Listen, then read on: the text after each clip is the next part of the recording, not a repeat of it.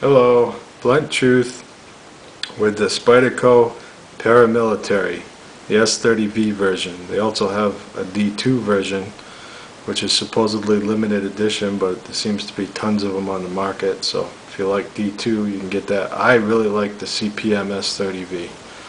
CPM is a company that makes S30V, and Spyderco uses them, and I really like it. It's very, very easy to get a scalpel edge on, and it keeps it for a long time. And so that's probably my favorite blade steel for folders. I got a lot to talk about, so let's just do this quick. Good, the bad, the ugly, in that order. The good, the reason I bought it is because of the steel, because of the grind, and because of this blade is all belly. I like that, this big curvature of the blade. It's all belly, it's angled down, so when you're cutting it's got that angling into what you cut, your material. I like that design. It's machined out of a 4mm thick piece. It's 4mm right here by the hole. Right about the halfway point it's 3mm. So, and then it tapers down obviously. Tip probably isn't super strong, but you know, it's pretty strong. It's going to have a stronger tip than the military because it's a stubbier blade. It's I like how they put the ramps on the bottom and top here with the little jimping on both, and they did really good on the jimping. It's just the right amount of sharpness and not too sharp. A lot of good machining on this. They even brush finish the spine of the blade, which Spyderco doesn't do on their sub $100 knives. This thing's $140, so in order to get a positive review from me, it's got to jump through a $140 hoop, and tell you right up, it doesn't quite make it. I think it's more like a $115, $120 knife, and that's after the mods I did to it to fix the major flaw that it has. Major flaw. Big disappointment when I got it. I like the G10 a lot. This is like the highest quality G10 I ever seen. It's like perfect texturing. It's I went with the Digicamo, and I'm glad I did because it's really cool. It's like see-through. It's transparent, like a milky transparency. Light goes through it. You'll see that in the macro vid I'm going to do. And the liners are nested into the G10, which is probably partly why it costs so much, is they had to kind of router out the liners to, the G10 to nest the liners in, and they only go down to this screw. So to save weight, they're kind of triangular shaped. So and they do save weight. After my mod to it only weighs 3 1/4 ounces. It weighs 3 and 3.7 before the mod, which includes taking off the pocket clip. And so I really like that, the G10. It's very, very smooth opening. You can flick it open real easy and do all your Spidey tricks. Flick it shut easy once you get used to it. When you do the one hand shut, you got to let go of the lock before it's all the way in, or it bounces. And I'm not real good at that yet, because I tend to close it with 2 hands most of the time. But you can do all the tricks. You can do the Spidey drop and all that, whatever. It's a compression lock. Now that's got pros and cons. It's a really strong lock, and I'm going to show you how it works here with a little diagram. Okay, why do they call it compression? Where does the word compression come from? This is where it comes from. This is the blade. This is the lock bar. This is the stop pin. Now when the blade rotates up, and this pivot screw is offset so that it can rotate under the stop pin. As it rotates into position, just like a liner lock, the lock bar springs into this little gap in between the lock pin and this cutout in the tang of the blade.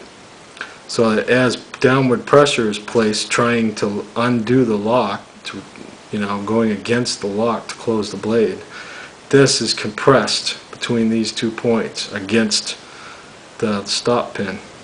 So the stop pin takes all the pressure of the blade trying to close. It squeezes the lock bar right here by filling in this gap. So that's why they call it a compression lock, and it works well. Yes, there's a major flaw, a major bad thing. When you buy this thing, it looks like, well, let me show you a picture of it. It looks like this. Now, this is a life-size scaled, exact to scale picture that I printed out. It's exactly what it is. Now see this part of the G10 right there? Pointed out and gapped way out. No idea why. No idea why they did that, because when it's closed, the blade tip does not need all that G10. My blade tip, even though I ground this off to fix this problem, the tip goes way in, nested, way in, protected under the G10 still, even though I ground off a huge amount of the G10. Right, when you grab a knife for hard use, this is fine up here. Okay, you want to peel your apples and stuff, whatever. Yeah, this works great, fine work. Okay, I didn't buy a $140 knife called the Paramilitary with a super strong lock and super strong construction so I could peel apples. I expect a $140 Paramilitary to do more than peel an apple and, you know, slice a tomato. I can buy anything to do that. It can't. The way you get it, the problem is when you go to use it hard, you have this bump here, so you have to grab it here. You can't grab it up here because your finger jams into this thing. It's totally uncomfortable, unusable, and dangerous. So you have to grab it down here. Index finger here, middle finger here, next finger there, ring finger. Where does that put your pinky? Right exactly where this point is. Right exactly where the damn point is, where they made this thing the way you buy it. You grab it, and that point sticking out is right where your pinky is. So that's jamming into your pinky, and when you use a knife, you got two pressure points. These two fingers, because the blade rotates this way, and you got to fight that cutting into your material. So these two fingers take pressure, and the webbing in between your thumb and pointer finger takes pressure right there. And there, what do they got? The cutout for the lock. So you got two things jamming in the worst possible places when you're using the thing hard to push through hard material. The cutout for the lock, hurting you here, and the point that was on here, jamming into your pinky right there. And then when this thing was on here, it was even worse, because with the pocket clip on it, it's like a three-step thing like this. And this sticks way out, and horrible comfort to it. It just doesn't, comes close to the where your finger goes down here. It was just it was horrible. I was pissed. I was seriously pissed. The first time I grabbed this and went to really use it hard, I was pissed. I knew I was either going to return it or fix it. I was not going to use it the way it was. I was pissed. $140, and I've used $30 knives that felt better. So that's what I did. I took off the clip and now use it as a sheath knife. I don't know where my sheath went, but you know, you've seen it anyway in the other vid. I have the sheath, and you know, I like carrying the sheath. It reminds me of the old days. Guys my age or older and remember the days when we carried buck 110s or straight LB7s or whatever in a sheath before they invented pocket clips for knives. And there's a reason that that's cool, you know, it frees up your pocket and carry your knife in a sheath. I like that idea. I really do. I carry this in a sheath when I carry it, and it works well. And without the clip, you improve the grip a lot. You still have the problem of this.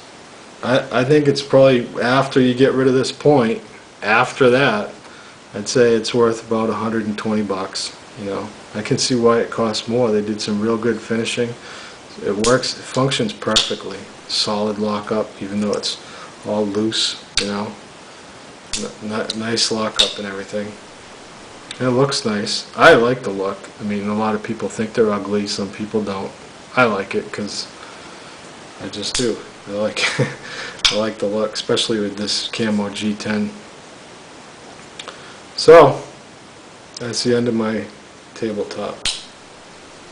Watch the macro, and at the end of the macro I've got the little mods. Watch part 2, and of course, and see you do some cutting. Thank you. Bye.